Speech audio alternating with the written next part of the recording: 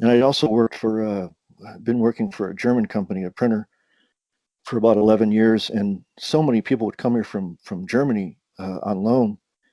And they say, do you have any idea how beautiful this country is? You people just work all the time and you don't get to see it. I said, you're the ones working us. I said, we can't go anywhere.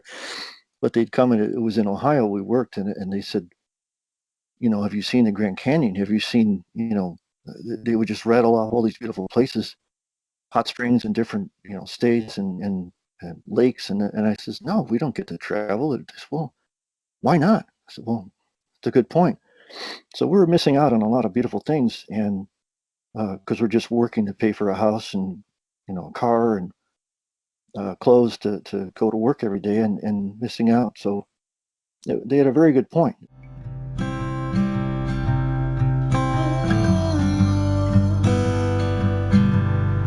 Let's talk nerdy things like comic books and superheroes with some nerdy peeps, writers, cartoonists, and so much more. So stick around and have some fun with the lovely and adorable Evil Web. Ryan Sawyer is the creator of Lightning Monk, the Zen superhero with a lightning brain and cyborg body, advocating epilepsy awareness. And Ryan was nice enough to meet with us this evening on Titular Characters. I'm your host, the adorable Eva Webb. How are you tonight, Ryan? I'm doing great. How are you? I'm doing really, really well. I can't tell you how thrilled I am about this interview. So, you have created the Lightning Monk comic book, and there's a few things that are really, really interesting about it. Um, I was wondering if you could tell us what Lightning Monk is and where the creative inspiration for it comes from. Lightning Monk is a representation of the hero that we all have inside of us. I was born with due to a forceps birth, I was born with a seizure disorder. Uh, uh, Damage was done to my left and right frontal lobes, and I grew up being told that I was going to be less from doctors. And I actually, when I was about 7, I met a man named J.J. Arms in a shopping mall who had hooks for hands. This is a real life detective and bigger than life superhero who promoted himself kind of like Stan Lee did. Big promoter. He lived out of Texas, and this guy was. He looked to me when I was a kid like a linebacker. He was huge. Shook my hand with his hook, and pretty much taught me to just that experience taught me to play to my strengths, and don't be afraid to show people who you are. And that one experience to me changed my life. And I want to teach people to show the world that you're more than they make you out to be. And Lightning Monk is even though he's got a lightning brain, basically representing seizures. He uses that brain to power his cyborg body, and the Zen that he's been taught by his little pal Motor Frog, a Zen master, brings positivity to the world, and a world that's a little bit broken. The arch enemies of the Lightning Monk and his team is a group called the House, and the House always wins is their little tagline. It's kind of like every villain that you've ever seen in James Bond. Uh, the people that run evil. They're a franchise, a large group of mobsters, villains, supervillains, and they try to control everybody with by spreading addiction, evil, and sadness throughout the world, depression. And Lightning Monk and his team try to spread positivity and bring hope to the world. Play to your strengths, keep the hope, and everything's going to be fine. That's kind of the message here. It's a great message. Positivity is so important. I feel like, just in general, people fall into this place where they get very negative and it turns into like this feedback loop, you know. Yeah. And it can happen for any reason. And it's contagious. When people are down and feeling negative, they spread it to other people. But you know what? It works in the other direction too. Yeah, When you take positivity, when you can broadcast it, and it's amazing. That spreads too. right. It's contagious, and I really, I'm hoping it catches on, and the visuals that I have in the book, that there are demon monkeys that the bad guys, the grave dancer, the arch enemy, shoots these monkeys out of his chest. They represent addiction. You got a monkey on your back. There's literally a panel where one of the bad guys, a clown, has a cadre of monkeys on his back. I mean, the symbolism is there, and it's just it's a lot of fun, and it's a romp, an action romp, sci-fi comic. But if you look deeper, I'm trying to convey a message here of positivity, and just keep it together. I grew up on X-Men comics, Chris Claremont, and I always felt that a lot of these books were telling you when you were a kid, things are rough, but it was almost like the writers were reaching out to you saying, it's going to be all right. Just hang in there. And the weird characters that you grew up reading about when you were having a rough time in school or whatever, it was just pain, like someone was reaching out to you, literally saying, just hang in, it's me all right. And I really just wanted to give something back, because who among us hasn't been through diversity and a rough ride at some point? That's true. It was funny when we first made contact. Hmm. You were telling me about your book, and I did the thing I always do, where whenever anybody tells me about the book, the first thing I do is I always ask for a review copy, but that's usually like a digital copy. In this Hmm. case, you did something really cool, and that was you sent me a physical copy of the book itself, and it really felt like getting something exciting and bespoke. That's great. I'm glad you liked it. I'm glad you enjoyed it. Yeah, I spent a great part of my career working in printing, plate making, prepress, that sort of thing. And while I was doing that, I was writing the comic, and it's like you're working this very technical career, and at the same time, in your head is spinning these fantastic stories. And I'd write them down. I'd be on press checks being sent to other cities, flying around in planes, and sitting in hotel rooms waiting to be called to press at 3 in the morning. And just a lot of sitting and waiting. So I'm just sketching like crazy, drawing these characters out, and just writing like mad. While I'm working with these spinners, I would tell them, I've got this idea in my head. And the one I worked with in Cleveland, I became fast friends with one of the managers there. And he said, we'll print your first copy. We'll get you some samples to send out. And it was just, I was in tears. I was just like, he totally got my message, what I was trying to do for epilepsy awareness and everything else, and he absolutely understood it. So it was just amazing to be a part of the print industry, and then have them help me out with what I was doing. It was just so great.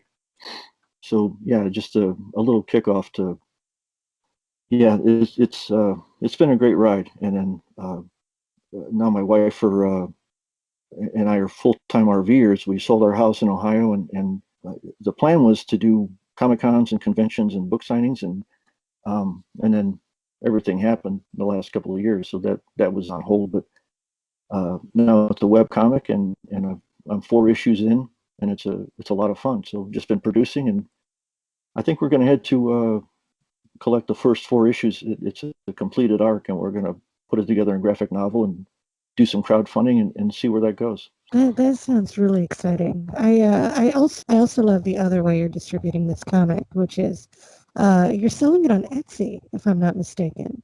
Yep. Correct. Both the digital copy of the first issue and the printed edition are both available on Etsy. So yeah, anybody that would like to see that, they can get a copy there. Oh, that's just fabulous. So, well, what are some of the challenges to putting out a story like this? I'm very fortunate to be a highly functioning individual with seizure disorder, and there are people on all different ends of the spectrum, and because of that, I've been able to have a career and been happily married, and that's kind of what I'm representing in the book. That there are people that have been very badly debilitated by this. I guess you call it a chronic illness. To some people, it's very much a disability. But I can't represent everybody in this, and I'm just trying to tell my story.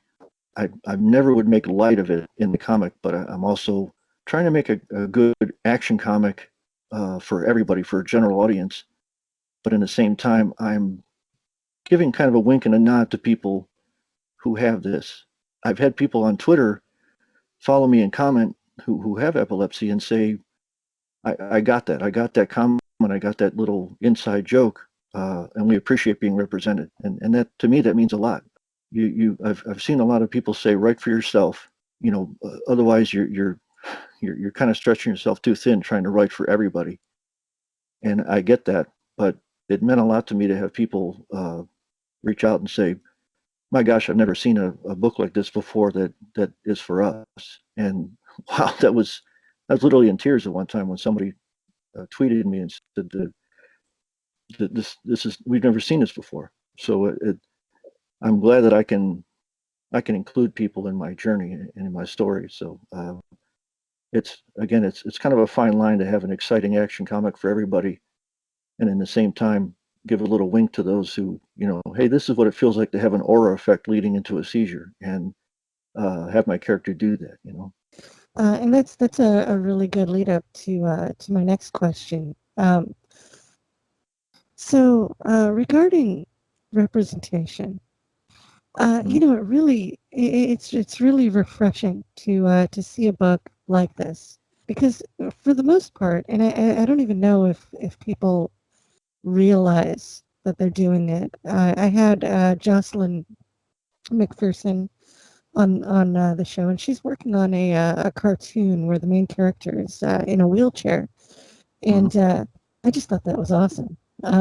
Yeah. But in general, the problem that I'm seeing, like with mainstream comics, or just comics from bigger publishers in general, and they are getting a little better about it as we progress through time. But in general, you would look at these superhero worlds, and it's like disabled people don't even exist. How do you show them without making them a trope? You know what I mean? How do you represent them without, like, I have people that have seizures in my book because I have seizures, and how would I represent people that a friend of mine, their son has ADHD, and uh, once they asked me, would you consider putting someone with ADHD in your comic? And I said, I don't know that experience. I don't know how I'd represent that. I'd be happy to, but um, can I interview your son so that I properly represent it? You know what I'm saying? I don't want in any way to minimize their experience, but I would love to put them in. And I almost feel like I'd have to have a one-on-one interview with somebody to properly represent. And one of my favorite characters growing up was Japanese samurai Zatoichi. They had a series of movies. Are you familiar with the Zatoichi films from Japan? I'm not. It was a blind samurai, and he was the lowest form of. It was in feudal Japan. The stories would take place in feudal Japan, and it was. I can only imagine it was a predecessor to Daredevil, and he had a cane for walking with, and it would split in two, and he'd pull a sword out of it, and the way that the actor represented fighting with his sword, it was almost like using like an eskrima stick. It was on his. He would fight from his like his elbow out, the way he would slide, and they always called it Zatuichi and his lightning sword.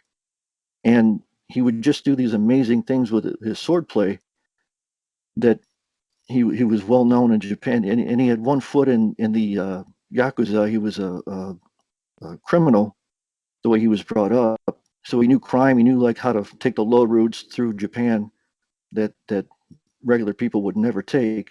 So he kind of had his one hand in gambling and crime, but he was a hero. He was an honorable samurai, and it was just they were amazing movies. They had a whole series of that. I think there were like 50 of them, and I loved that it was he because he couldn't see, he wasn't attracted to gold was basically the point of it. So gold held no luster for a blind man. It was just so it was amazing, and I love those movies. So his weakness was his greatest strength.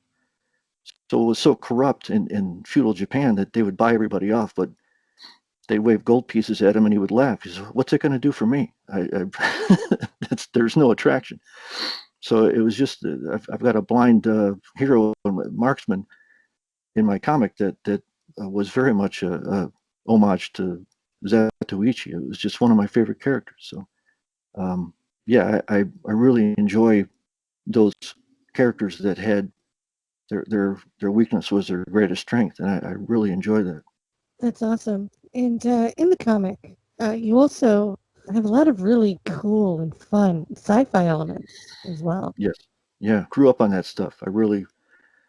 I'm I was born in '71, so I grew up and saw when I was like 8 or 7, Star Wars was on the screen, and that was huge to me, the first one. So I was just but I mean, growing up on watching Lost in Space and all the black and white stuff was just so huge to me growing up. So it was a big influence, and I enjoy sci-fi because it takes a snapshot of where we're at in time and kind of let you know what's going on in the world at that time. You can look at old sci-fi and see what was happening at the time, and I'm trying to kind of do that right now. So my stories may have guys with skulls and green capes on them, but it's still trying to like, hey, this is the kind of stuff that's going on in the world right now, and just wanted to kind of remember it for history. So that was kind of my idea.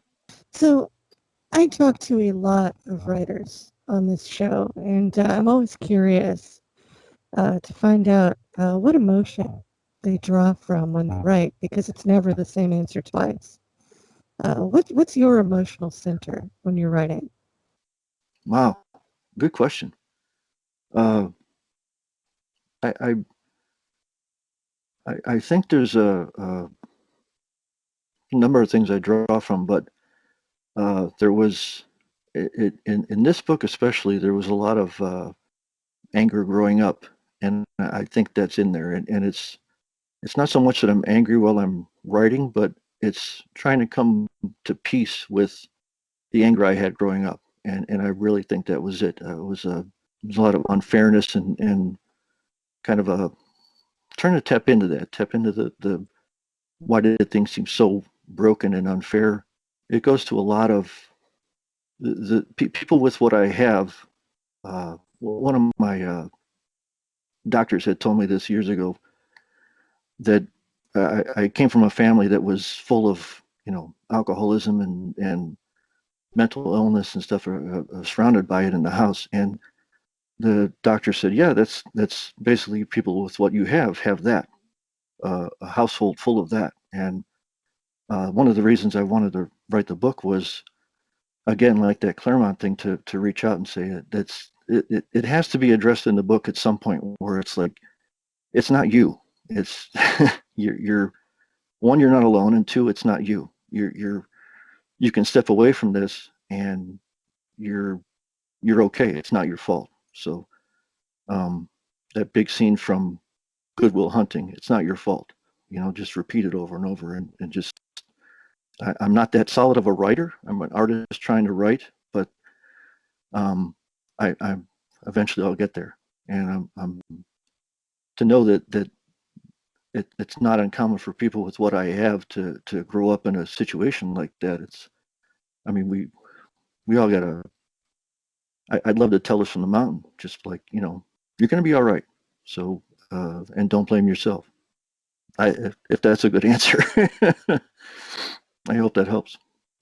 No, that's a perfect answer. It's just one of those questions you can't possibly get wrong. It's wherever you are. Um, Yeah. so you have a lot of fun characters in this book. You've got Lightning Monk himself. Hmm. You've got Motor Frog. Would you speak on some of that? Yeah. Motor Frog is um, there's a story behind Motor Frog, and it's funny and it's just bizarre at the same time. When I was in junior high, we used to play basketball at lunchtime in a fairly large junior high school, and the entire high school lit up when I was running across the court, and I didn't realize that with what I have, the my muscle memory was kind of shot, and I wasn't running correctly. I was running my I ran funny, and I didn't know what's going on because I didn't understand neurology and everything else. So I just wanted to sink into the ground because the entire school was on the bleachers laughing at me, and I was like, oh my god, what did I do? And I sat down and we were taking a break, and my buddy's girlfriend looked over and she said, I think you look cool. I thought you looked like a motor frog. And it just, somebody reaching out and making me feel better when I wanted to just disappear into the ground, that stuck with me. And Motor Frog was born right there. And it was just a smile, a friendly comment like that just meant everything in a very screwed up time. And so Motor Frog is just that positive. Uh, he's always positive. He's always there to make people feel better, and that's just he's a Jiminy Cricket of the story. So he's a Zen master that taught the entire team, and he's the best. He's just he's always going to help our heroes out. Nice. What other characters do we have in the book? We have Doc Quantum, who is he's pretty dark at the end of issue 1, but you'll find out more about that. He was part of the superhero team that Lightning Monk was grew up as a sidekick on. He's sort of your most powerful character there is, very Superman-ish. There's a Ranger who was Lightning Monk's uncle, who had similar energy patterns to the Lightning Monk. Was based on my uncle. He had seizures when he was a kid too, just like me. And after a couple of motorcycle accidents, they came back for him, just like when I was older, mine came back for me. So he was an homage to my uncle. Just like I said in the book there, I knew that if he was okay, that I'd be okay too. So let's see who else is in there. The villains are a lot of fun. Gravedancer is based on one of the companies I worked for years ago. Had a man that ran the company and sold it off in very little time.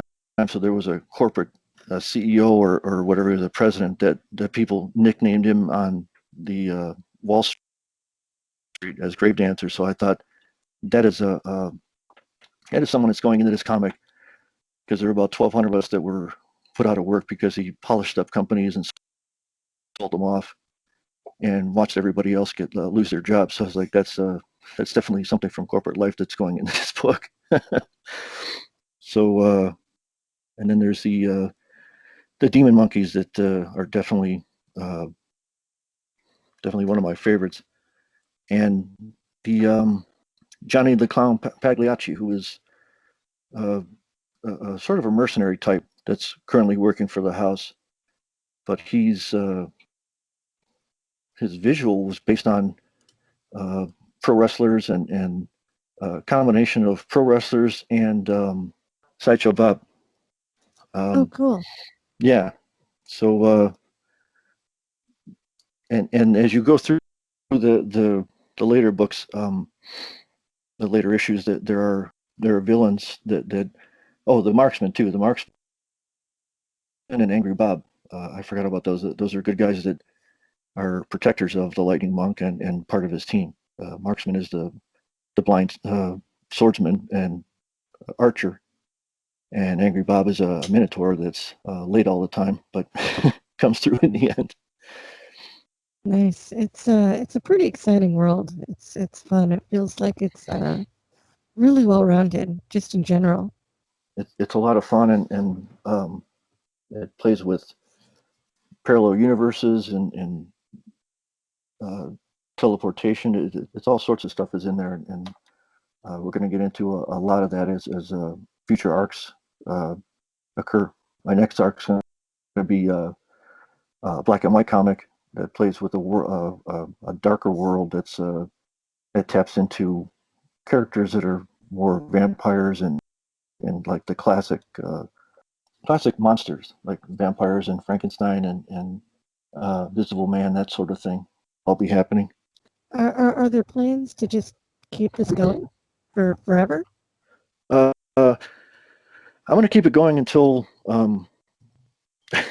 until no one's reading it anymore. I want to keep going as long as I'm actually considering doing spin-off books with possibly the marksman or even spin-off books with the villains. There was a Deadly Five that I had in issue 4 that were fighting. I really enjoyed writing those characters, so maybe I'll do a spin-off with the villains. They're just the more I write them, the more fun they are. So it just and I'd written one of my old managers, Tom O'Brien, into the book as the original Lightning Monk, and he was a lot of fun in there too. I kind of just gave him a cameo, and then as I thought about the idea, it'd be kind of fun to have him almost like the old Lone Ranger TV show, give him an old black and white show of telling kids to drink their Ovaltine and make it very uh, make it very cheesy and fun, like back in the days of yesteryear. So just kind of play with it and stretch it out.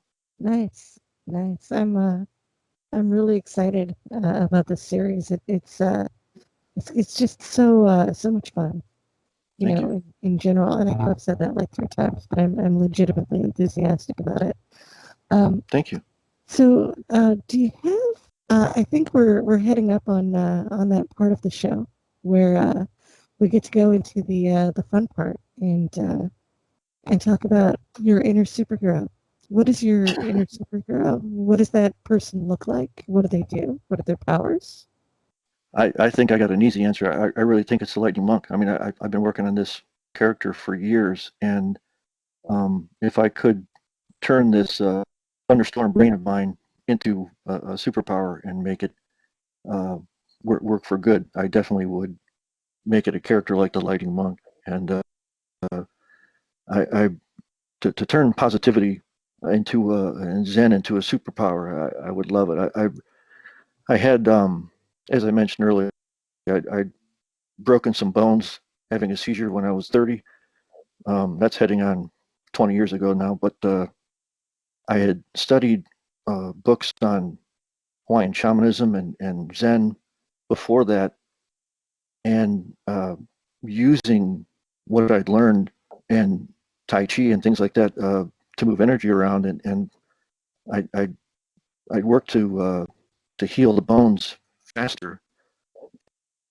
And within a couple of years, a few years, we my bones they were basically, the bones were brittle from a medication they used in the 70s for seizures, and the doctors were like, yeah, that's an old medication we don't use on kids anymore because it prevents your bones from absorbing calcium. At age 30, I was had brittle bones, osteoporosis, that sort of thing, and so they bone doctor worked with me. He said, well, in a few years we'll try and get you built back up to full health. And within 5 years, did a scan, and he says, you're at full health. And he says, I got to tell you, I was kind of lying to you. We shouldn't have done this in 5 years. This is faster than it should be. And I don't know what you did, but I was boxing. I was because impact helps to strengthen the bones using Tai Chi. There's different things that I was doing that I know a lot of people won't believe, but a lot of it's positive thought, mind over matter, and it along with the medication they were giving me to strengthen them, it did it in 5 years' time, which he was shocked. He says, I've never seen this. So um, it was pretty cool, and that's why he's a Zen superhero, and that's why I would have him spread positivity throughout. So think happy thoughts. That's all I can say. We should all do that. So Yeah, yeah, it's a big deal, spreading positivity and just getting that feedback, from other people too. It right. also helps. Is that, if you don't mind me asking, is the zen of it why you decided to just get in your RV and just go on the road? There's a kind of of zen to driving long distances, going to new and exciting places. Yeah, that's a lot of it. And we were in corporate life for 25 years, and we started to watch YouTube videos of people that chucked it all, left all their belongings, and said, just hit the road because it's beautiful. And I also worked for been working for a German company, a printer, for about 11 years, and so many people would come here from Germany on loan, and they'd say, "Do you have any idea how beautiful this country is? You people just work all the time, and you don't get to see it." I said, "You're the ones working us." I said, "We can't go anywhere." But they'd come, and it was in Ohio we worked, and they said, "Have you seen the Grand Canyon? Have you seen?" They would just rattle off all these beautiful places, hot springs in different states and lakes, and I says, "No, we don't get to travel." It just, well, why not? I said, "Well, it's a good point." So we were missing out on a lot of beautiful things, and because we're just working to pay for a house and a car and clothes to go to work every day, and missing out. So they had a very good point, and it's a very European mentality. But boy, did we beat those. They would set guidelines for all their subsidiaries, and the American ones would always beat them. All the other countries, like, boy, we worked the hardest. We knocked out the goals, and we do it every year. We get the reward, another couple $100. So it just seemed like we were working ourselves to death. And when we had the chance to hit the road, we did it. Why not just enjoy it and go see things? And again, the idea was to promote the comic. And my wife does photography. We wanted to go let her shoot some things, and she does outdoor photography and landscapes. So what better way to go see things when I'm selling a comic? She could go take some pictures of mountains and lakes. But yeah, we just we're counting on a pandemic, but neither was anybody else. It's really the great leveler. We're all online now, and when it passes, we'll all be at Comic Con seeing each other again. So, I can't wait for Comic Con to come back. oh, agreed. It will be nice. It will be nice. I have a lot of friends that I haven't seen in a while. I have people that I only see at Comic Con, and it's going to be great. It's going to be Yeah, great. It's going to happen soon. I'm holding out faith, yeah, that right. this COVID thing will be over. Yeah, agreed. Um, so you had a pretty interesting question for the audience this time. Do you want to dive into that? Uh, sure. We've had in the comic, we've had parallel universes that you can visit, like theme parks. You can go to parallel Earths and see loved ones that have passed, or you can go to the future and alternate realities. And my question was, would you rather time travel, or would you rather see a parallel version of yourself and see how it came out? I don't know. That's a hard one. Where would you land on that? I I, I think they'd both be equally compelling, but I might see the parallel universe and see how things came out differently. I think that'd be really exciting. What are your thoughts? It sounds exciting.